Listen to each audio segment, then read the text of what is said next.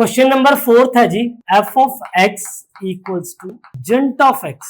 Check whether the function is continuous और not. Check करना है कि फंक्शन कॉन्टिन्यूस है या नहीं। हमें ये चेक करना है कि फंक्शन कॉन्टिन्यूस है कि नहीं है। अब आप ढूंढ रहे होंगे कि पॉइंट ऑफ कॉन्टिन्यूटी कहाँ है ना, पॉइंट ऑफ डिसकॉन्टिन्यूटी कहाँ है। तो सर दे ही नहीं रखा। जब पॉइंट ऑफ डिसकॉन्टिन्यूटी दे ही नहीं रखा तो आप याद रखें, आप at X equal to C पे निकालेंगे।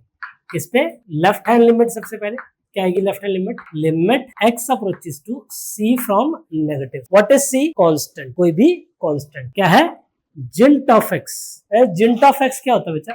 Greatest integer function. क्या बोलते हैं इसको? ग्रेटेस्ट इंटीजर का काम क्या होता है बेटा जी? 5.3 का जिंट निकालो तो 5 ही आएगा। 5.9 का जिंट निकालो तो कितना आएगा बेटा?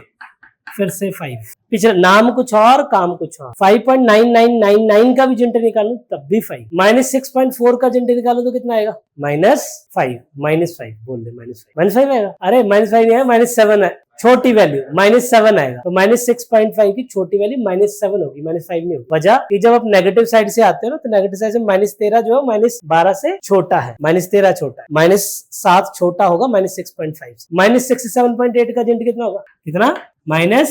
बढ़िया बात, मतलब पिछला इंटीजर ना कि अगला इंटीजर। नाम कुछ और काम कुछ और फंक्शन का ग्राफ ध्यान है कैसे बनता है? ये बनता है इसका ग्राफ, ये फंक्शन का ग्राफ बनता है। क्लैरिटी होगी सब कुछ? तो साफ दिख रहा है कि फंक्शन किसी भी सी के ऊपर कॉन्टिन्यूस नहीं होगा। कैसे पता लगा मेरे? हाँ जी, पता लग गया ना क्या है? कैसे बच्चे? नाम रख दिया फंक्शन का, पहले से नाम फंक्शन का ग्रेटेस्ट इंटीजर रख दिया, इसलिए ग्रेटेस्ट इंटीजर बोलते हैं, लेकिन वैल्यू हम पीछे वाली लेते। नाम ग्रेटेस्ट इंटीजर फंक्शन पहले से रख दिया। ये सवाल होता है लोएस्ट इंटीजर फंक्शन भी होता है, कई किताबों में लिखा गया लोएस्ट इंटीजर फंक्शन भी, लेकिन हम प्रैक्टिकल एप्लीकेशन प्रॉब्लम में उसका यूज नहीं करते। देखिए सवाल, देखिए अब क्या बनेगा बच्चे, बनाइए। लिमिट कवनीर कौर, लिमिट जिंट ऑफ सी माइनस। कहने का तात्पर्य क्या हुआ?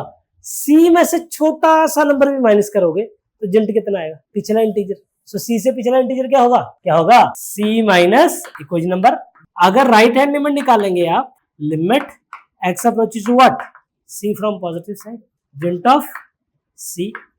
ये क्या आएगा? लिमिट h अप्रोचेस 0 जिंट ऑफ c प्लस। अब c में कुछ पॉइंट ऐड करते हो, जैसे c से 3 है, 3.9 भी होगा बेटा, 3.00 होगा तो आंसर क्या आएगा बेटा जिसका? कितना आएगा?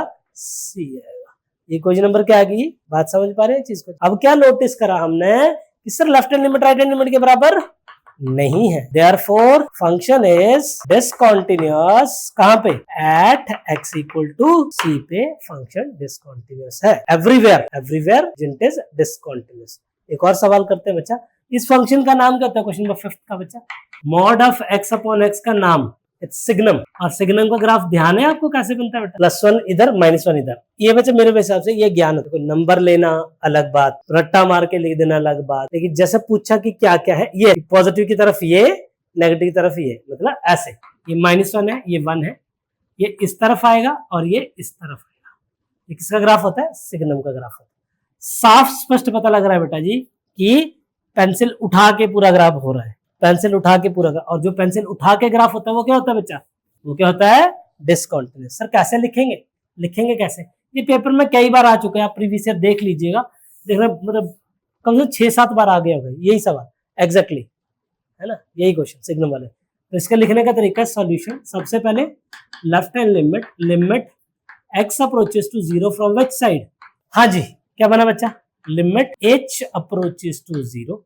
अब यहाँ पे एक छोटी सी चीज यूज होगी, मॉड ऑफ 0 - अपॉन नॉर्मल 0 - अब बताएंगे साहिब जोत जी। 0 - h का मॉड कितना होता है भाई? 0 - h का मॉड कितना होगा? +h। बढ़िया बेटा। और 0 - h कितना होता है? -h। पहले काट लीजिए इसको, आंसर क्या आ गया बेटा? Let's say this is equation number. अब अगर राइट हैंड लिमिट पिक करता हूं तो कितना आता है? Limit x approaches to what? 0 from which side? Positive side, mod of x upon, अब बारी है पलकू की, पलकू प्रवेश। बोलिए बेटा, h approaches 0, mod 0 plus upon 0 + h का मॉड बनाएगा h अपॉन h, टन। आंसर क्या आ गया? 1। Let's say this is equation number. From 1 and 2 what we conclude बच्चा? From 1 and 2 we conclude left hand limit is not equal to right hand limit, therefore function is not continuous at x equal to 0। Point of discontinue पूछा होगा, जैसे पूछा होगा check the point of discontinuity, check point of discontinuity. तो point of discontinuity क्या निकल जाएगा बच्चा? Hence point of discontinuity is 0। Is x equal to 0 better रहेगा। क्लियर है सबको बात? आगे बात समझ में? अब 2 क्वेश्चन और कर रहा हूं, टॉपिक खत्म हो जाए। करिए पेन डाउन प्लीज।